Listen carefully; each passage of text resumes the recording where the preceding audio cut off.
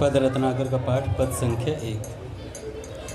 दो चकोर दो चंद्रमा, दो अले पंकज दो।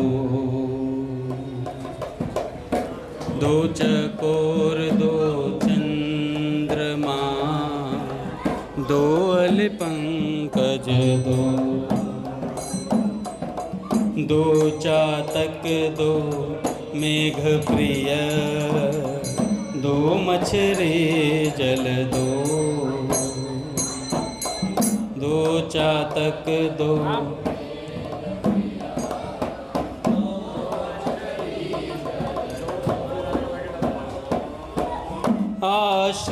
आश्रयालंबन दो, विषयालंबन दो।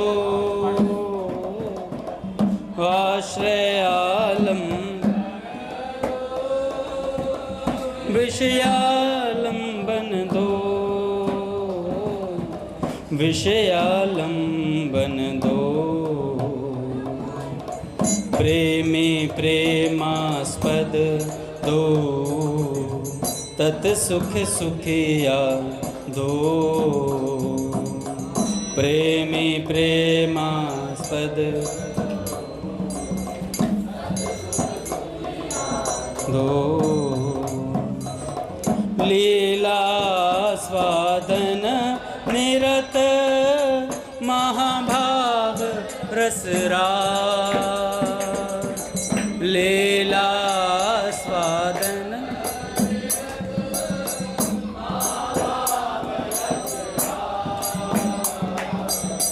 महाभाव रसराज।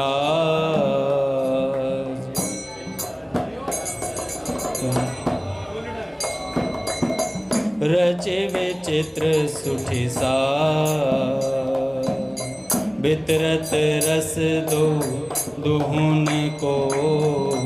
रचे विचित्र सुठि सार, सहित विरोधी धर्म गुण।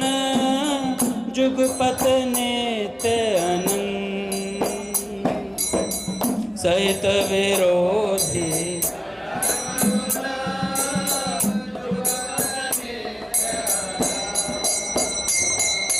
जुगपत नित्य अनंत। वचनातीत अचिंत्यति, सुषमा में श्रीमंत। वचनातीत अचिंत्य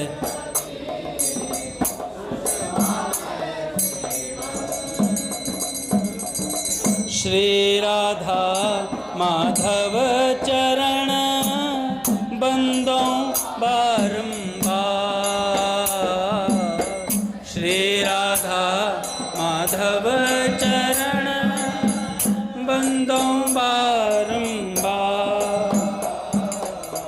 बंदों बारंबार।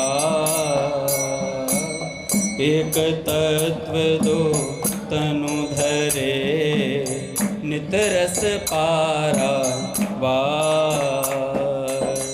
एक तत्व दो तनु धरे, नित रस पारा वार।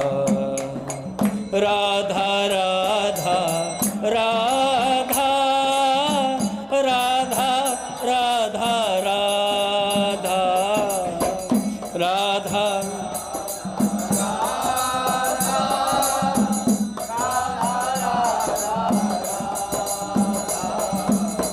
राधा राधा राधा राधा राधा राधा राधा राधा राधा राधा राधा राधा राधा राधा राधा।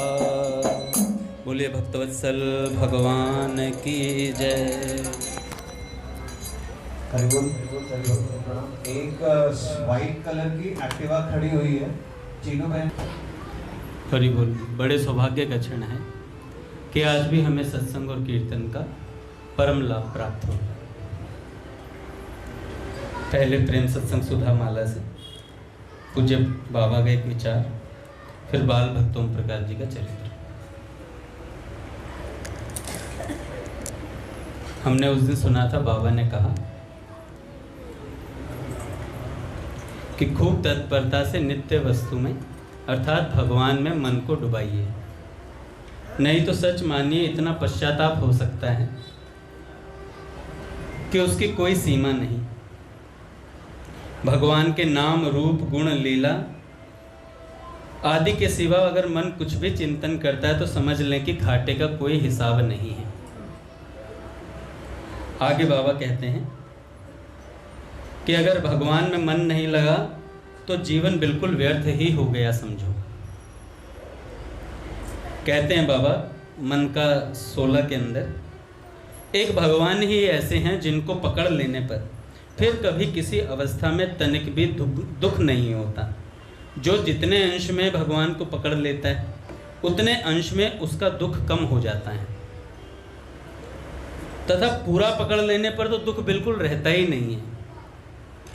अब आप देखें, लोग बेचारे कितने दुखी रहते हैं। यदि उनमें से कोई भगवान को पकड़ ले तो वह दुखी नहीं होगा, क्योंकि उसके मन में यह दृढ़ विश्वास रहेगा कि परम सुहृद सर्वशक्तिमान भगवान मेरे साथ हैं। फिर क्या डर है? आप निश्चित समझिए, जो काम आपके लिए सर्वथा असंभव है भगवान चाहे तो उसे क्षण भर में करके दे सकते हैं आपको। उनके लिए कोई भी वस्तु असंभव नहीं है। भगवान के लिए कोई भी चीज़ असंभव नहीं है जिसे वे ना कर सके। केवल विश्वास चाहिए। एक कथा आती है बहुत सुंदर कि महाप्रभु श्री चैतन्य कीर्तन कर रहे थे और श्रीवास जी के आंगन में कर रहे थे। श्रीवास जी का लड़का मर गया, पर श्रीवास जी ने स्त्रियों से कहा कि यदि रोगी तो महाप्रभु का कीर्तन भंग हो जाएगा, और यह हुआ तो मैं गंगा जी में डूबकर प्राण दे दूंगा। स्त्रियां डर गई। अब बेटा भीतर मरा पड़ा है, हरि बोल, बालक जो भी हैं बाहर। बहुत शोर हो रहा है भैया, क्षमा कर देना, माफ़ करना बालकों, लेकिन अंदर आ जाओ भैया। हाँ तो तीनों को ही हटा दो, फिर इधर उधर कर दो। जो भी है संभालें भैया अपने बच्चों। आगे कहते हैं कि श्रीवास जी ने कहा कि मैं गंगा जी में डूबकर प्राण दे दूंगा। स्त्रियां डर गई। अब बेटा भीतर मरा पड़ा है और आंगन में कीर्तन करते हुए महाप्रभु नाच रहे हैं। पर धीरे धीरे और लोगों को यह बात मालूम हो गई। सबका उत्साह कम होने लगा और सब धीरे धीरे नाचना छोड़कर बैठ गए। महाप्रभु को बहुत देर बाद बाह्य ज्ञान हुआ। वे बोले, क्या बात है? मालूम होता है कोई अनिष्ट घटना घट गई है। लोगों ने उनसे सारी बात कह दी। महाप्रभु ने लड़के के शव को मंगवाया और लगे नाचने उसके सामने। लड़के में प्राणों का संचार हो गया, लड़का जीवित हो गया। महाराज श्रीवास ने देखा, यह तो गजब हो गया। इस लड़के का बड़ा सौभाग्य था कि उसकी ऐसी मृत्यु हुई थी। लड़का बातें करने लगा। फिर श्रीवास ने प्रार्थना की कि महाप्रभु ऐसा मत करो आप। इसके बाद की घटना हमें याद नहीं। शायद जब घर के सभी लोगों को संतोष हो गया कि इसको मरने का ऐसा सौभाग्य और नहीं प्राप्त होगा, तब फिर महाप्रभु ने कहा, अच्छा यही सही। यह इसलिए हुआ था कि श्रीवास का यह भाव था कि महाप्रभु साक्षात भगवान हैं। महाप्रभु साक्षात भगवान हैं। पर श्रीवास के लिए प्रभु ने वैसा नहीं किया था उस लड़के की माता के संतोष के लिए। ऐसी कोई घटना नहीं है जिसे प्रभु ना कर सके। ऐसी कोई घटना नहीं है जिसे प्रभु ना कर सके। इसलिए भगवान, हमने वाटिका में लिखा ऊपर देखा है, भगवान सर्वशक्तिमान है, भगवान सर्वज्ञ हैं, सुहृद हैं और सर्व समर्थ हैं। भैया ऐसी कोई चीज़ नहीं जिसे भगवान ना कर सके। जहाँ भगवान एवं संत में विश्वास है वहाँ सब कुछ संभव है। गोपी प्रेम के उपासक एक बहुत बड़े संत नरोत्तम दास जी हुए हैं। वे जाति के कायस्थ थे पर ब्राह्मण लोग उनको बहुत मानते थे। इस पर ब्राह्मणों की एक बहुत बड़ी टोली ने उनका विरोध किया। बहुत से ब्राह्मण शिष्य भी थे, उन्हें बड़ा दुख हुआ। आखिर नरोत्तम दास जी की आयु समाप्त हुई, वे गंगा तट पर मरे। मरते समय बोली बंद हो गई। फिर तो ब्राह्मणों की एक बहुत बड़ी भीड़ ने मजाक उड़ाना शुरू कर दिया। कोई कहता बहुत अच्छा हुआ, बड़ा भक्त बनता था। कोई कहता कुछ और कोई कुछ। उनका शरीर छूट गया, पर उनके ब्राह्मण शिष्यों को बड़ा दुख हुआ। एक शिष्य बड़ा विश्वासी था, वह ब्राह्मण था। उसने मनी मन प्रार्थना की, गुरुदेव एक बार जीवित हो जाइए, एक बार जीवित हो जाइए तथा इन सभी ब्राह्मणों का उद्धार करके जाइए। उसकी प्रार्थना सच्चे हृदय की थी। बिल्कुल जलाने की तैयारी हो रही थी कि नरोत्तम जी धीरे से उठकर बैठ गए, धीरे से उठकर बैठ गए और लगे हंसने जोर जोर से। अब तो ब्राह्मणों के होश गुम हो गए, क्योंकि उन्होंने बहुत गालियां दी थी। आखिर एक एक ब्राह्मण ने आकर क्षमा मांगी और सब शिष्य हो गए उनके। सबने उनसे श्री कृष्ण मंत्र की दीक्षा ली। उसके बाद 7 दिन के लगभग वे जीवित रहे। अंतिम दिन बोले, मुझे गंगा जी में ले चलो। गंगा जी में जाकर खड़े हुए और शिष्यों से कहा, मेरे शरीर को मलो। और जैसे ही शरीर मलना शुरू किया, ऐसा मालूम हुआ मानो शरीर दूध का पुतला था, पानी में घुल गया पूरा का पूरा शरीर। तो भैया बाबा कहते हैं, देखो 4 चीजें बिना श्रद्धा के भी काम देती हैं। 4 चीजें बिना श्रद्धा के भी काम देती हैं, याद कर लेना महाराज। भगवान का नाम, श्रद्धा हो या ना हो, अपना काम करेगा। दूसरा, भगवान का धाम, श्रद्धा हो या ना हो, काम करेगा। तीसरा, लीला। भैया भगवान की लीला अगर आपने सुन ली, समझ में नहीं भी आई कोई बात नहीं, लेकिन वो काम करेगी अपना। और चौथा, बाबा ने रूप की जगह कह दिया संत। नाम रूप लीला धाम होता है ना, तो नाम धाम लीला और संत बाबा ने कहा चौथा। इसमें से किसी के साथ प्राणों की बाजी लगाकर जुड़ जाइए। पहला, नाम से जुड़े तो फिर ऐसा हो जाए कि प्राण छूट जाए पर नाम न छूटे। दूसरा कहा, धाम से जुड़े तो ऐसा जुड़े कि चाहे बम बरसे पर धाम को न छोड़े। फिर ब्रज रज पर ही प्राण छोड़ेंगे, यहां से बाहर नहीं जाएंगे, ऐसी स्थिति हो जाए धाम से। तीसरा कहा, लीला से जुड़े तो ऐसा जुड़े कि इस जगत को बिल्कुल भूल जाए साधक, हमेशा लीलाओं में रहे, यहां तक कि चर्म चक्षु से भी हर जगह लीला ही लीला दिखे। चौथा कहा, संत से जुड़े तो ऐसा कि प्राण रहते तो अलग नहीं होऊंगा संत से, मुर्दा शरीर ही अलग होगा। ऐसा होने पर ही श्री प्रिया प्रियतम की कृपा प्रकट होती है। देखो यही प्रश्न बाल कृष्ण दास जी महाराज ने पूज्य राधा बाबा से पूछा था। बाबा से पूछा कि बाबा, प्राकृत धरातल से अप्राकृत वस्तु की प्राप्ति कैसे होगी? तो बाबा ने कहा कि देखो, अप्राकृत वस्तु की तो प्राप्ति अप्राकृत से ही होती है, ठीक है ना, प्राकृत से। पर कृपा एक ऐसी वस्तु है भगवान की जो आपको वो अप्राकृत धरातल प्राप्त करा देती है। ये कृपा है भगवान की। और उस कृपा से ही बाबा ने कहा, मुझे कृपा से हेलीकॉप्टर से समुद्र के बीच में उड़ेला गया है, बीच में उड़ेला गया है, जहां से मैं बाहर भी नहीं आ सकता। किनारे पर फेंका गया होता तो एक बार लहरों के साथ निकल भी जाता, लेकिन मध्य समुद्र में गिरा दिया गया। तो कृपा एक ऐसी वस्तु है। तो बाल कृष्णदास जी महाराज ने कहा कि जैसे आपने बताया कि लीला में अप्राकृत भाव से, अगर किसी संत में ऐसा भाव हो जाए, हमारा किसी संत में ऐसा भाव हो जाए तो क्या काम हो सकता है? तो बाबा ने कहा, क्यों नहीं हो सकता है।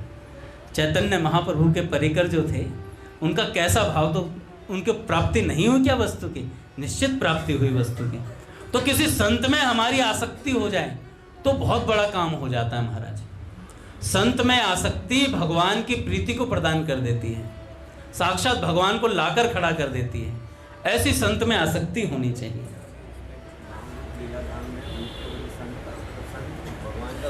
देखो, संत भगवान का रूप ही है। अगर किसी को भगवान को देखना तो संत को देख लें, कि इतने गुण जामे जो संत। अच्छा, हम क्या करते हैं, बड़ी मतलब फिर सरकार कहते हैं इतने गुण जामे जो संत, तो हम क्या करते हैं, ये जो गुणों को ना हम संतों में, दूसरों में देखने लगते हैं। इसमें इतने गुण हैं तो ही संत मानूंगा, ऐसा नहीं। अपने में घटाना है वो चीज़ कि भैया ये सारी चीज़ें मुझ में हैं या नहीं है। हम दूसरों में, अच्छा ये तो सम नहीं लगते, विदुर जी से ज़्यादा प्यार कर रहे हैं, रामकृष्ण जी से कम कर रहे हैं, इनमें समता नहीं है, ये पक्के संत नहीं है। अरे भाई ये समता अपने में देखनी थी, दूसरों में संतत्व छानबीन करने की आवश्यकता नहीं है। अपने लिए इतना ही काफ़ी है कि कोई हमें भगवान की याद दिला रहा है, कोई हमें भगवान की बात बता रहा है, कोई हमें भगवान से जोड़ रहा है। इससे बड़ा संतत्व क्या होगा सामने वाले का, है ना। तुलसीदास जी तो कहते हैं, तुलसी जाके मुख सो धोखे हूँ निकसत राम, धोखे से राम निकल जाए ताके पग की पग तरी मेरे तन की चाम। अरे बाप रे बाप, जिसने एक बार राम नाम ले लिया बताओ वो संत है, वो भी धोखे से, जानबूझ के नहीं। यही बात चैतन्य महाप्रभु कहते हैं। तो बाबा कहते हैं भगवान सबकी संभाल करते हैं, फिर जो उनका हो गया उसकी करें तो इसमें कहना ही क्या। एक संत की बात है, बड़ी सुंदर बात है, उसके बाद बाल भक्त ओम प्रकाश जी की लीला सुनाऊंगा। एक बार एक संत बद्री धाम जा रहे थे, रास्ते में टट्टी लगने लगी उन्हें, मतलब लूज मोशंस हो गए। भाई ऐसा लिखा हुआ है, मैं अपनी तरफ से शब्द नहीं बोल रहा हूँ। 40-50 बार दस्त लगे होंगे। अब साथियों ने तो उन्हें छोड़ दिया सबने। दूसरे दिन एक बूढ़ा आया और पुड़िया दवा और दही भात लेकर आया। बद्रीनाथ के पास की बात है। संत ने दवा खा ली और दही भात भी खा लिया। 3-4 दिन वह रोज दवा लेकर आता और दही भात लाता और वे खाते रहे। 3-4 दिन बाद उनके मन में कौतूहल उठा। पट खुलेंगे महाराज। श्री राम जय राम जय जय राम,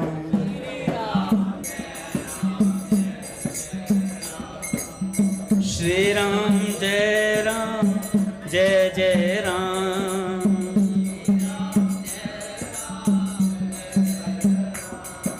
श्री राम जय राम जय जय राम,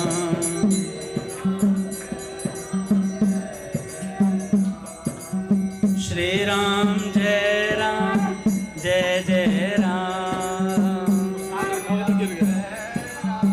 जय जय राम, श्री राम जय राम जय जय राम,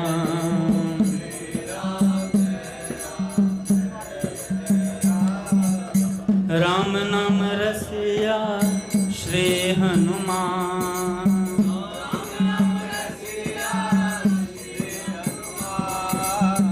अवध सरयू अति अभिराम,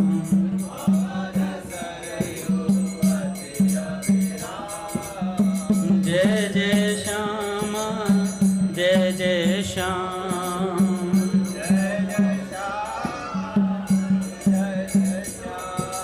जय जय श्री वृंदावन धाम,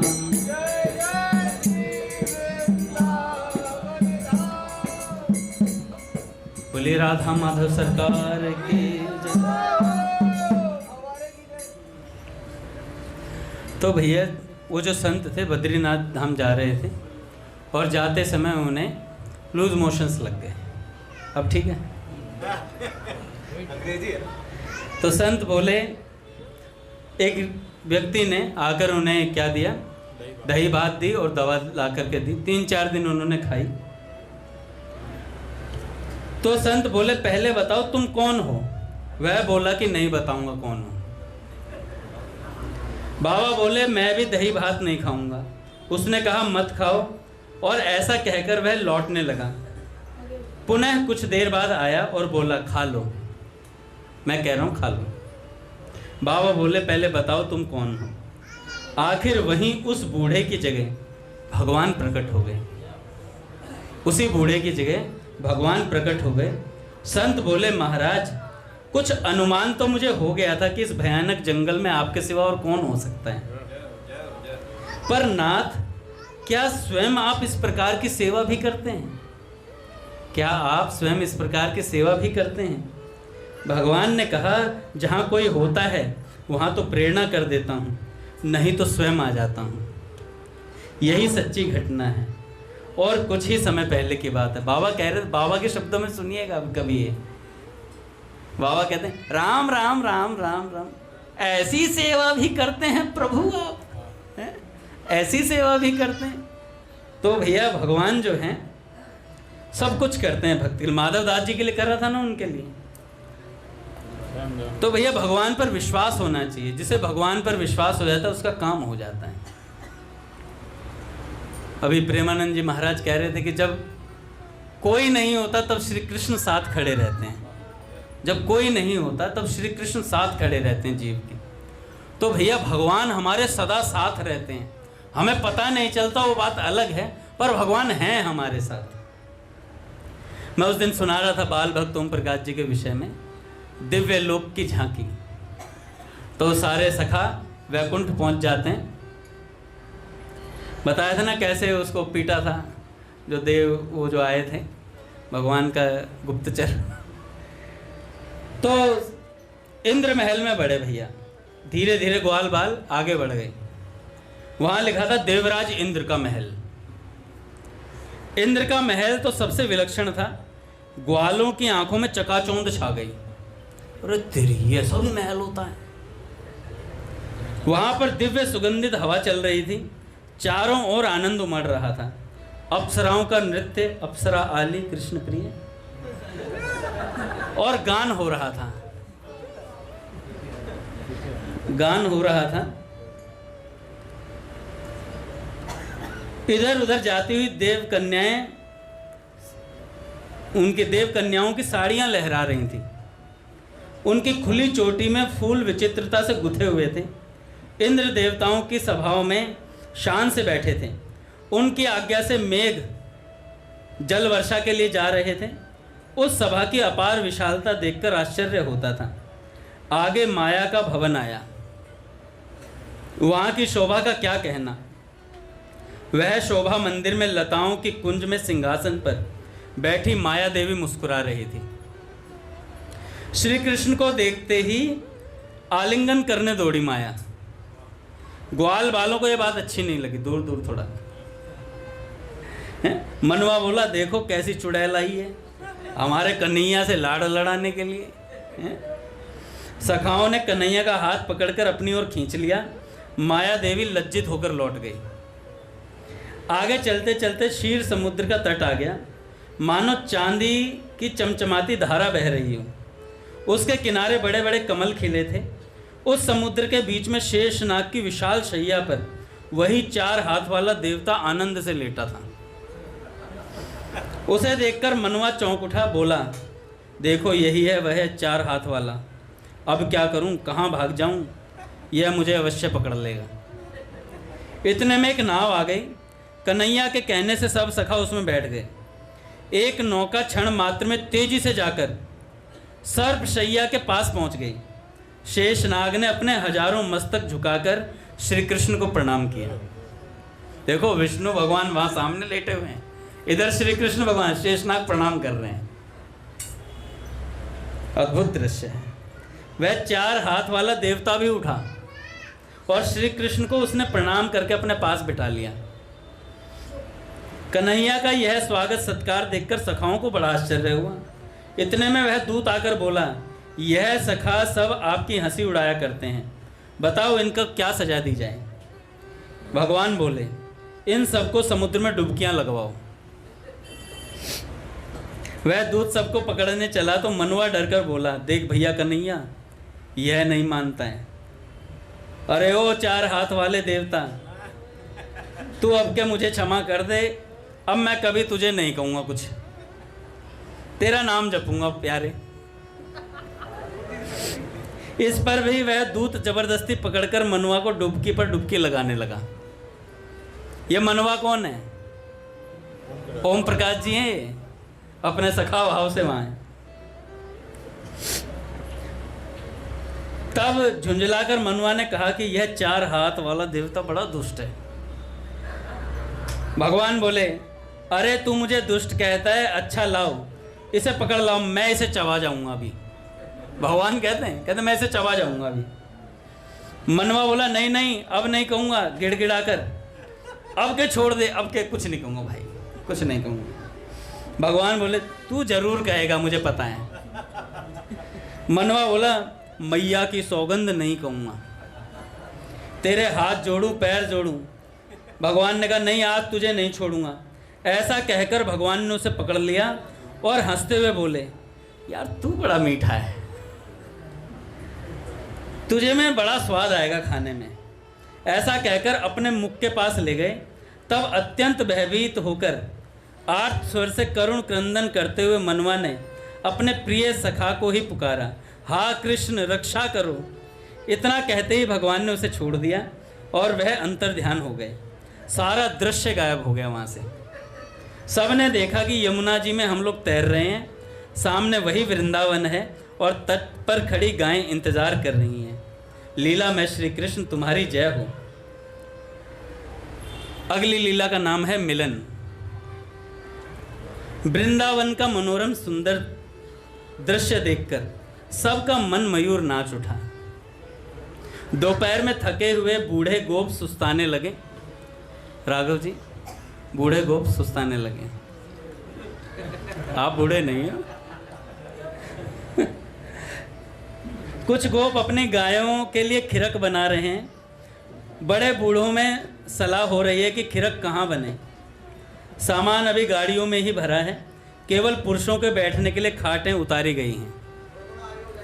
स्त्रियां जमीन पर बैठी बैठी इस नए वन की शोभा देख रही हैं। एक सखी दूसरी से कहने लगी, देख अभी दोपहर है परंतु यहाँ धूप को स्थान कहाँ।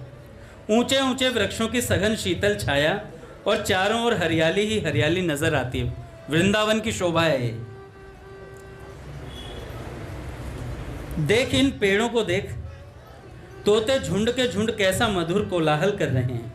कभी एक मोर कुहुकता है, उसकी ध्वनि सुनकर दूसरा कुहुकता है, फिर तीसरा, फिर चौथा, पांचवा।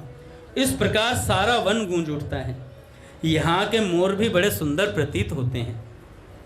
गोकुल में न ऐसी घटा थी और न ऐसे मोर ही मैंने देखे थे। दूसरी सखी बोली, मोर तो मोर, कोयल की ऐसी प्यारी बोली मैंने कभी सुनी ही नहीं। पता नहीं इस वृंदावन में यह सब चीज़ें कहाँ से इतनी प्रिय लग रही हैं, यहाँ क्या मधुरता है। तीसरी बोली, अरे इधर तो देख, यमुना की चंचल धारा पर धूप पड़ने से कैसी चमचमाहट हो रही है। पहली सखी बोली, जेठ का महीना है फिर भी यहाँ कैसो ठंडक है। यहाँ घर बनाने की आवश्यकता ही क्या है। एक एक कुंज बांट लो अपने आपस में, कुंज बांट लो। कैसे सुंदर घरों की तरह कुंजें यहाँ बनी हुई हैं। दूसरी बोली, अगर कुंजे बटे तो वह सामने वाली गोल कुंज मैं लूँगी वही। तीसरी बोली, वाह क्या खूब, बड़ी जल्दी से वह कुंज लेने चल दी, वह तो पहले ही मैंने अपने लिए छांट रखी है। पहली बोली, अरे बहनों तुम क्यों लड़ती हो, यहाँ तो सभी कुंजें एक से एक बढ़कर हैं। वन में घूमकर देखना कितनी ही ऐसी अच्छी अच्छी कुंजें और मिलेंगी। दूसरी बोली, अरे इन बातों में क्या रखा है, इस समय तो उपनंद जी की प्रशंसा करो कि जिन्होंने इस वन का हमें पता बताया। उपनंद ही क्यों, उस श्याम सुंदर की प्रशंसा क्यों न करो जिसके सुख के लिए इस वन की खोज हुई है। यशोदा मैया बैठी हुई चुपचाप यह सब सुन रही थी। यह बात सुनकर वह फूल उठी। उनके मन में आई कि श्याम सुंदर को प्यार कर लें। चारों ओर देखा, श्याम सुंदर का पता नहीं था। सखियों से पूछने लगी, क्यों बहन तुम लोगों ने उसे जाते देखा। सब मिलकर खोजने लगी। एक सखी बोली, क्या आफत है यार, अभी तो तुम्हारी गोद में बैठा था, कहाँ चला गया। जिसके कारण हमने गोकुल छोड़ा वही कारण क्या यहाँ भी उपस्थित हुआ है। अनिष्ट की आशंका से सब लोग डर गए कि कोई राक्षस तो नहीं ले गया श्री कृष्ण को। जब से यमला अर्जुन के वृक्षों के गिरने की घटना हुई थी तब से मैया बहुत सचेत रहती थी। इस समय कृष्ण को देखकर हा कृष्ण कहकर रोने लगी। कोलाहल सुनकर नंद जी उठकर आए। बोले, क्या है क्या है, एक सखी ने कहा कृष्ण का पता नहीं चल रहा कहाँ गया है। नंद जी बोलने खेलने गया होगा और कहाँ जाएगा, वह बालक है, खेलना ही उसको अच्छा लगता है। फिर पुरुषों से कहने लगे, देखो उपनंद जी, यह स्त्रियां भी क्या होती हैं, बस यही चाहती हैं कि सदा बच्चा हमारी छाती से ही लगा रहे। यह लोग ही तो बच्चों को सिर पर चढ़ा चढ़ा कर बिगाड़ देती हैं। अब लीजिए देखिए, जितना ही यह श्री कृष्ण को घर में बांध कर रखना चाहती हैं, उतना ही वह घर में नहीं रहता है, बाहर भाग जाता है। उपनंद जी बोले, आप भी खूब बच्चों की सी बातें करते हैं। अरे स्त्रियों का दिल तो सदा कोमल ही हुआ करता है, शीघ्र ही घबरा जाती हैं बेचारी। आजकल जब प्रत्यक्ष ही उपद्रव हो रहे हैं तो इनका भयभीत होना स्वाभाविक ही है। बात सच थी। नंद जी चुप हो गए और उधर श्री कृष्ण को वृंदावन की शोभा देखकर अपार आनंद आया। वृंदावन में घूमने लग गए श्री कृष्ण, और देखकर तृप्ति नहीं हो रही थी। वहां पर एक टीला था, सखाओं के साथ वहां पर आंख मिचौली खेलने लगे श्री कृष्ण। फिर रेत में खूब कबड्डी खेली। उसके बाद नटवर को नई सूझ आई, नया खेल करने की सोची, वंशी बजाई और सारे ग्वाल बाल इकट्ठा हो गए।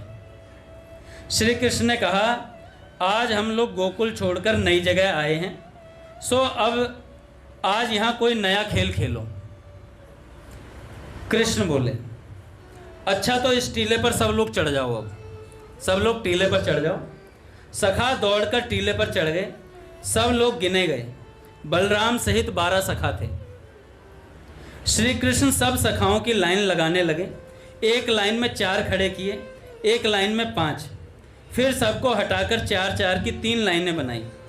फिर सोचा कोई लंबा है कोई छोटा, इसलिए कद के अनुसार सबको हटा हटा कर खड़ा करने लगे।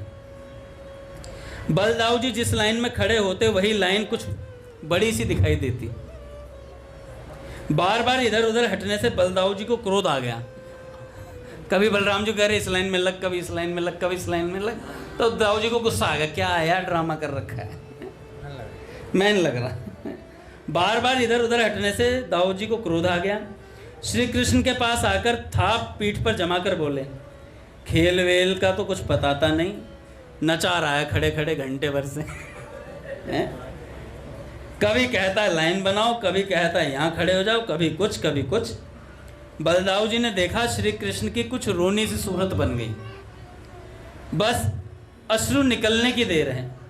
तब तो बड़े सिट पिटाए से उधर सखाओं ने दाऊ जी को फटकारना शुरू कर दिया। मामला उल्टा पड़ गया। अभी तो दाऊ जी डांट रहे थे, दाऊ जी अपना बड़प्पन जताते आए, पर यहाँ बुरी तरह लज्जित होना पड़ा। यह देखकर श्याम सुंदर को कुछ हंसी आ गई और मुख फेर कर हंसने लगे। सखाओं को हंसते देख दाऊ जी नहीं देख सके। दाऊ जी ने कहा पीठ सहलाते पुचकारते हुए, थोड़ी छूकर कहा, हाँ कन्हैया भैया बता कैसे खड़े हो। ऐसे भाव से दाऊ जी ने कहा कि सब सखा और कृष्ण हंस पड़े। दाऊ जी अपनी झेप मिटाने को जल्दी से अपनी जगह पर जाकर खड़े हो गए चुपचाप। सखाओं की लाइन ठीक हो जाने पर श्री कृष्ण ने कहा, मैं बंसी बजाऊंगा, बंसी बजाते ही पहली लाइन जमुना जी में कूदेगी और बाकी तट पर रहेंगे। जो जल में रहेंगे वह बाहर की लाइन पर जल फेंकेंगे। इसके बाद बंसी बजी, पहली लाइन के 4 सखा यमुना जी में कूद पड़े, बाहर के सखाओं पर जल फेंकने लगे। थोड़ी देर में बंसी फिर बजी, दूसरी लाइन भी कूद पड़ी, फिर वो भी जल उछालने लगी। फिर बंसी बजी तो तीसरी लाइन भी कूद पड़ी और श्री कृष्ण पर जल उछालने लगे। सब सखा अकेले श्री कृष्ण पर जल फेंकने लगे। धम धम छप छप की ध्वनि छा गई। इतने में सहसा श्याम सुंदर भी यमुना जी में कूद गए। मानो यमुना को मांगी मुराद मिली, वे उछलने लग गई। सखाओं ने श्री कृष्ण के कूदते ही शोर मचाया। सखाओं ने उनको घेर कर चारों ओर से उन पर जल फेंकना शुरू किया। अद्भुत जल क्रीड़ा थी। बड़ी देर तक जल उछालते उछालते श्याम सुंदर की आंखों में जल भर गया। जब परेशान हो गए तब खिसिया कर बोले, तुम लोग सब अकेले मुझ पर ही क्यों टूट पड़े हो? एक एक कर खेलो। लेकिन उनकी कौन सुनता, सब आनंद में मस्त थे। वे जल उछालते ही गए। तब श्री कृष्ण बेचारे विवल होकर भागे। उन्होंने अपनी रोनी सी शक्ल बनाई। इनको भागते देखकर सब सखा इन्हें पकड़ने के लिए दौड़े, किंतु श्री कृष्ण दौड़ने में सबसे तेज हैं। इनको ना पकड़ सका कोई भी। सब सखा थककर बैठ गए, लेकिन एक सखा नहीं बैठा।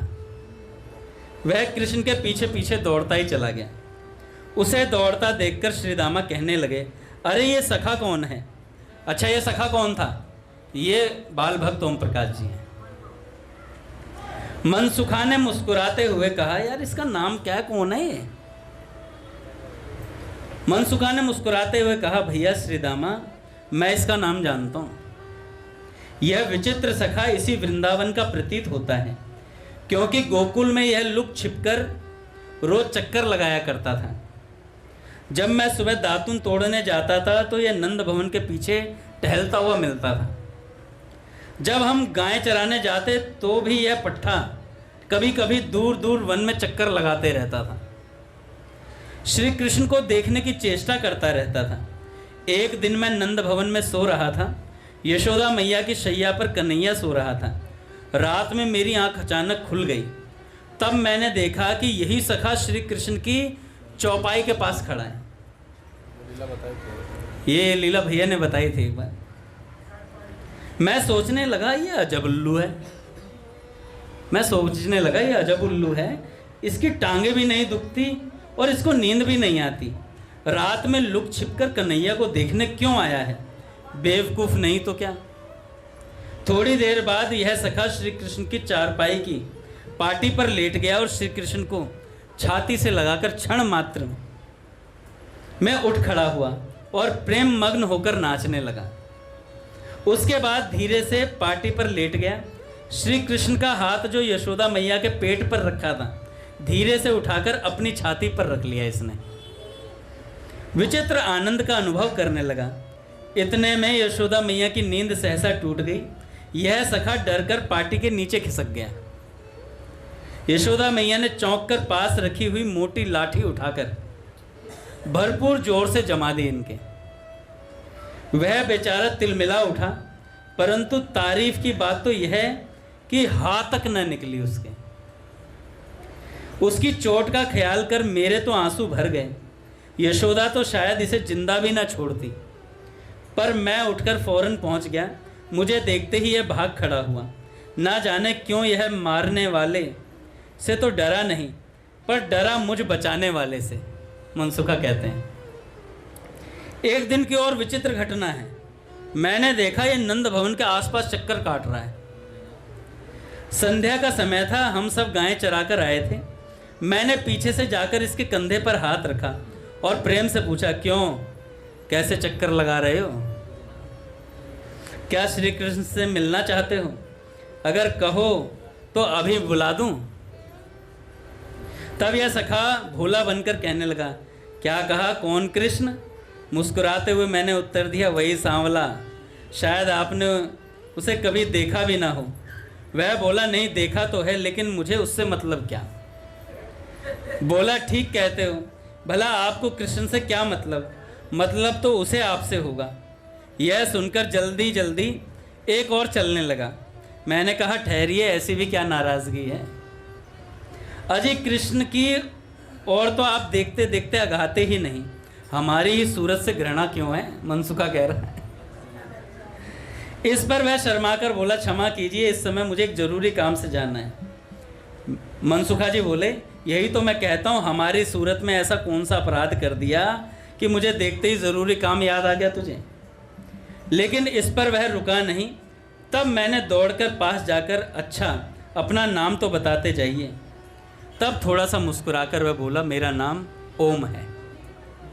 मेरा नाम ओम है। पूज्य भैया आगे महाराज।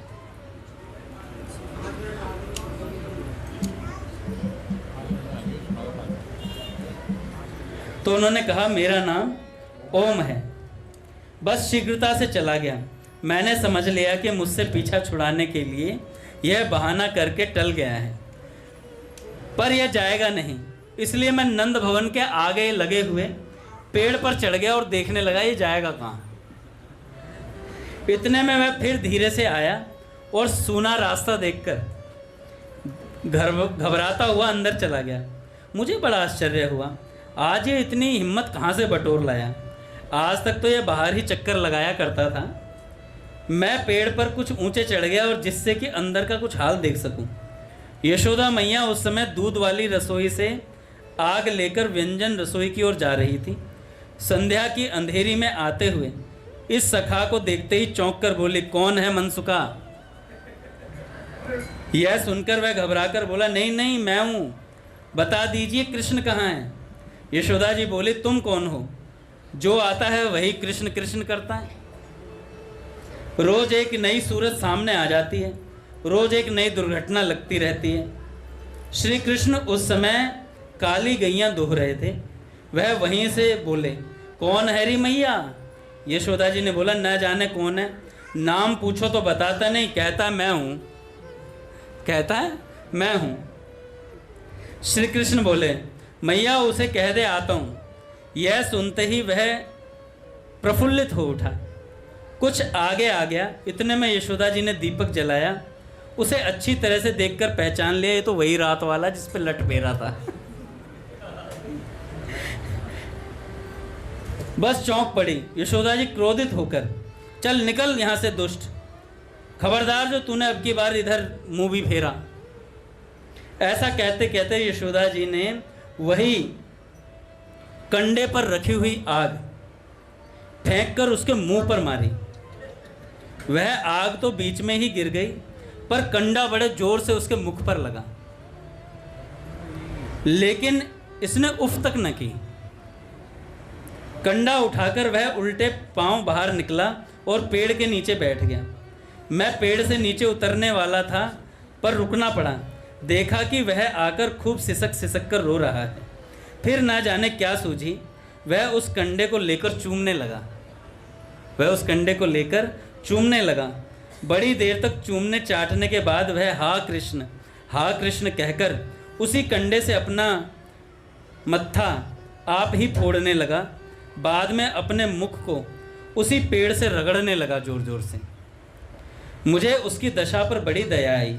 मैंने सोचा कि जिस कृष्ण को हम बात बात पर नचाते हैं, जो हमारे हुक्म को ऐसा मानता है जैसे कोई नौकर क्या मानेगा, वह बात बात पर हमारे हाथ जोड़ने लग जाता है, हमारी ठोड़ी पकड़कर हूँ हाँ कर मनाने लग जाता है। उसी कृष्ण को यह बेचारा जी भरकर देख नहीं पाता। फिर हंसना बोलना बातें करना तो जहाँ तहाँ रहा। मुझे कुछ अपने सौभाग्य पर घमंड हो गया। मुझे दया करनी चाहिए थी, पर घमंड ने उपहास को उस समय उदय कर दिया। मैं ऊपर से बोल पड़ा, क्यों साहब, क्या यह वही ज़रूरी काम हो रहा है आपका जो आप मुझे बता कर गए थे? वह आश्चर्य से ऊपर मेरी ओर देखने लगा। उसने अपना प्रेम छिपाने की शीघ्रता से कोशिश की और आंसुओं को पोंछने लगा और बनावटी हंसी के साथ कहने लगा, वह ज़रूरी काम करने गया तो था, पर पूरा नहीं हो पाया।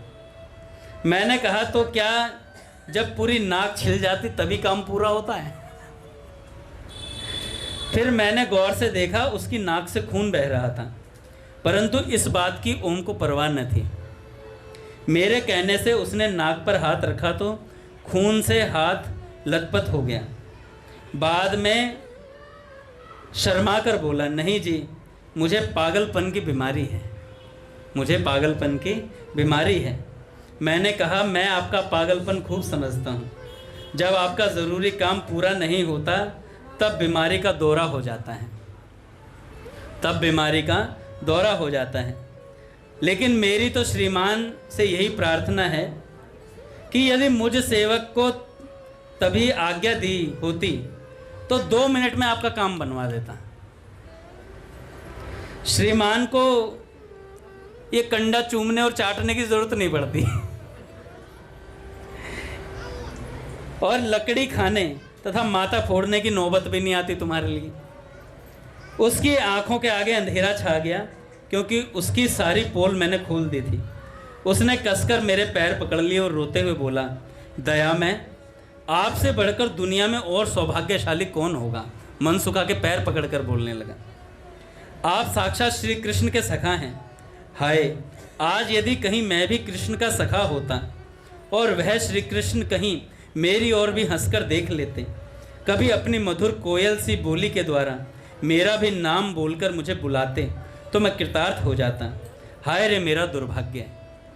मैं बीच में ही बात काटकर बोल उठा, भाई तुम तो बिल्कुल मिट्टी के लौंदे से मालूम पड़ते हो।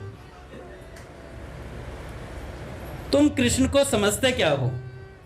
है तो वह भी तुम जैसा 2 हाथ पैर वाला, वह कोई ईश्वर तो है नहीं। मनसुखा बोल रहे हैं। फिर तुम जरा सा प्रश्न पूछ लेते तो क्या उत्तर नहीं देता? तुम उससे कहते भैया श्री कृष्ण मुझे भी अपने साथ खिला लो, तो क्या वह तुम्हें मना कर देता? और मना करने वाला होता कौन है? वो मना करने वाला होता कौन है? हम सब तुमको अपने साथ मिला लेते। तुमसे कन्हैया से कोई लड़ाई झगड़ा तो है नहीं तुम्हारा, फिर तुम क्यों इतना डरते और हिचकिचाते हो? मैं तो कहता हूं वह तुम्हारी सहजता पर मुग्ध होकर तुमसे सबसे अधिक प्रेम करने लगता। मान लीजिए यदि वह तुमसे कुछ छेड़छाड़ करके तुम्हें परेशान करता भी, तो हम उसे ऐसी पट्टी पढ़ाते कि कन्हैया तुम्हारे पास हाथ जोड़ता हुआ आता।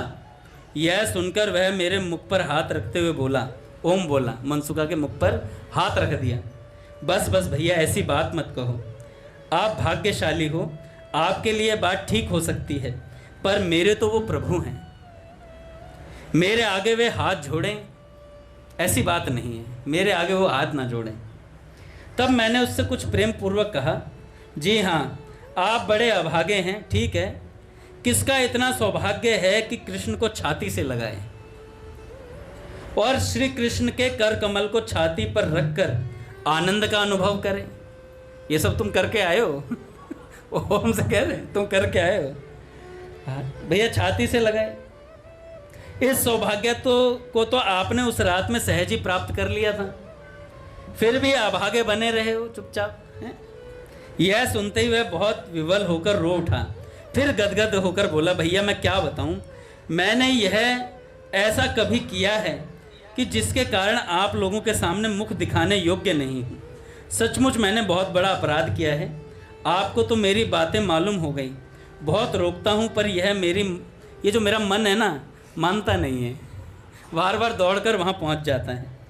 अब उन बातों को याद दिलाकर मुझे लज्जित ना करो। मैं अब तक अपना दिव्य प्रेम छिपाता रहा, परंतु सचमुच प्रेम छिपाने की चीज़ नहीं है।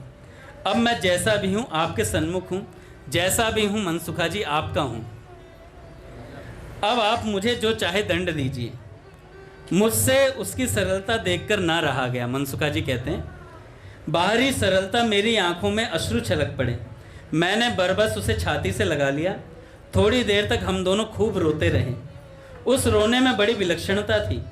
ऐसा मालूम पड़ता था मानो धरती फट पड़ी। मेरा रोना तो दयावश था, थोड़ी देर में समाप्त हो गया। परंतु कहने लगे आंसू पहुंचकर ओम के, ओम तुम बड़े भोले हो यार, तुमने हद कर दी।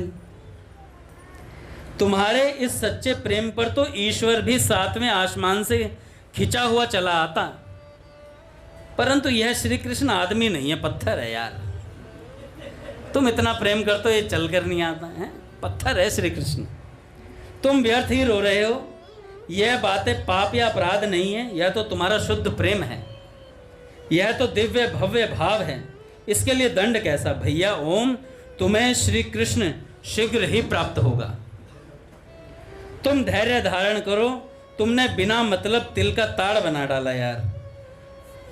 तिल तो आपके लिए होगा, ओम जी बोले, मेरे लिए तो ताड़ ही है। अगर आप कृपा करना ही चाहते हो तो उनको बुलवा दीजिए एक बार। मुझ पर आप कृपा करना चाहते हो तो एक बार बुलवा दो। ऐसा कहकर वह मेरी ओर प्यासे नेत्रों से देखने लगा। मैं फौरन उठकर चल दिया श्री कृष्ण के पास। श्री कृष्ण उस समय रोटी खा रहा था। श्री कृष्ण ने पूछा, मैंने कहा कन्हैया रोटी खाकर जरा बाहर आना। श्री कृष्ण ने पूछा, क्यों, क्या है? मैंने कहा तुमसे मिलने कोई सज्जन बाहर खड़े हैं। यशोदा मैया उस समय रोटी परोस रही थी। वह समझ गई वही होगा दुष्ट, और कौन है। आज मैं कृष्ण को घर से भी न निकलने दूंगी। तुम लोगों की अकल पर पत्थर पड़ गए हैं। देखते नहीं रोज एक नई घटना होती रहती है। राक्षस भेष बदल कर आते हैं, फिर भी तुम्हारी आंखें नहीं खुलती। मुझ पर भगवान की कृपा है, इसी से कन्हैया बार बार बच जाता है। मैया को समझाना, मनसुखा जी कहते हैं, मैया को समझाना तो मानो ब्रह्मा को समझाना है। मैया से सारा ब्रज डरता है। मैंने उनको क्रोधित देखकर उस समय लौटने में ही भलाई समझी, कहीं रात वाला लठ हमारे पड़े। मैं लौट पड़ा, लेकिन मन में यही संकोच था, ओम से जाकर क्या कहूँगा। वह बेचारा तो आशा लगाए बैठा है, क्या करें। उसका सचमुच दुर्भाग्य है।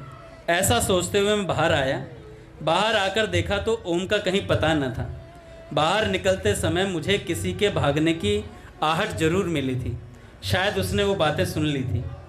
जब मैंने उसे न देखा तो समझ गया, बस इसलिए वह निराश होकर भाग गया। बाद में कई रोज तक उसे न देखकर मैंने समझा कि शायद वह दुखी होकर यमुना में कूद न पड़ा हो।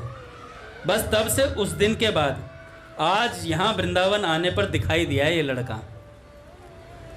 आज दिखाई दिया है ये लड़का।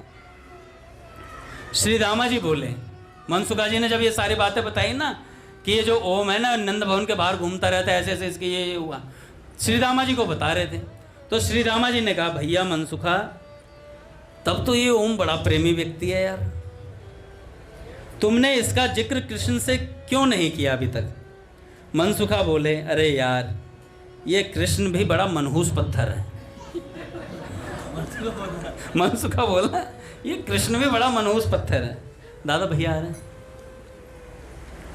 देखने में बड़ा सुंदर और मधुर है, ऐसा मीठा बोलता है, जो सुने वही इसका आशिक हो जाए। पर यह हृदय का बड़ा कठोर है। देखो ना, कोई तो इस पर इस तरह जान देने को तैयार है, पर यह उसको तिनके के बराबर भी नहीं समझता। इसका दिमाग हमेशा 7वें आसमान पर रहता है। अजी, मैंने कई बार इसे ओम के प्रेम की सराहना की, बार बार जिक्र किया, हमेशा इसने टेढ़े होकर ही जवाब दिया है। बैठा आए ओम कहीं के, लिखा है। सबरू बोला, अरे यार होगा कोई, सैकड़ों कन्हैया के प्रेमी डोलते हैं, मरने दो, इन बातों को छोड़ो। मनसुखा बोला, भैया श्री रामा, मुझे तो एक दिन बड़ा गुस्सा आया। मैंने तो उसके 1-2 हाथ जोड़ दिए होती सो देखी जाती, लेकिन दाऊ जी दूरी पर खड़े थे, इसलिए कुछ बोला नहीं मैंने। इसलिए मन मार कर रह गया। जब से कन्हैया ने कुछ राक्षसों को मार लिया है, तब से इसमें घमंड भर गया है। बस अब अपने आप को भगवान समझने लगा है। श्री रामा कह रहा, बात तो ठीक कह रहा है यार। इधर उधर देखो तो ओम ने श्री कृष्ण को पकड़ लिया। देखो इधर उधर देखो, उसी ओम ने श्री कृष्ण को पकड़ लिया। उधर कृष्ण भाग रहे थे, सहसा ओम ने जाकर पीताम्बर का छोड़ पकड़ ही तो लिया। श्री कृष्ण ठहर गए वहीं पर। श्री कृष्ण दौड़ रहे थे ना जमुना जी से, तो केवल एक सखा पीछे दौड़ रहा था उनके, वो थे ओम, बाकी सब रुक गए थे। उधर श्री कृष्ण भाग रहे थे, ओम ने जाकर पीताम्बर को पकड़ लिया। श्री कृष्ण रुक गए। सब सखा भी दौड़ दौड़कर श्री कृष्ण के पास आ गए। सब सखा मिलकर श्री कृष्ण को घेरने लगे, परेशान करने लगे। दाऊ जी अपने भैया पर विपत्ति सह न सके। हरि बोल, पूज्य भैया आ गए महाराज। श्री राम जय राम, जय जय राम।